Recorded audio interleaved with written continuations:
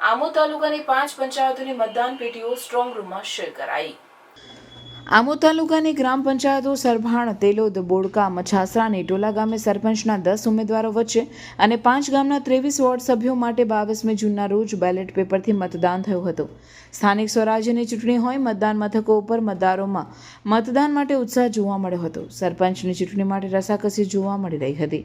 5 પંચાયતોમાં મતદાન માટે સ્ત્રી અને પુરુષોમાં ભારે ઉત્સાહ જોવા મળ્યો હતો.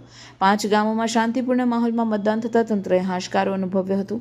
સાંજે 6 કલાક બાદ અલગ અલગ ગામની મતદાનની ટકાવારી તંત્રએ જાહેર કરી હતી, જેમાં બોડકા ગામે 87.32, મછાસરા ગામે 74.14, સરભાણ ગામે 63.11, તેલોદ ગામે 87 તેમજ ઇટોલા ગામે 72.83% જેવું જંગી મતદાન નોંધાયું હતું.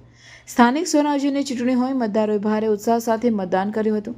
મતદાન પ્રક્રિયા પૂર્ણ થતાં પોલીસ બંદોબસ્ત સાથે મતદાન પેટી મામલતદાર કચેરીએ લાવી ચૂંટણી અધિકારીઓની હાજરીમાં સ્ટ્રોંગ રૂમમાં સીલ કરવામાં આવી હતી, જેમાં 5 પંચાયતોના 10 સરપંચો તેમજ 23 વોર્ડ સભ્યોનું ભાવિ મતદાન પેટીમાં સીલ કરાયું હતું.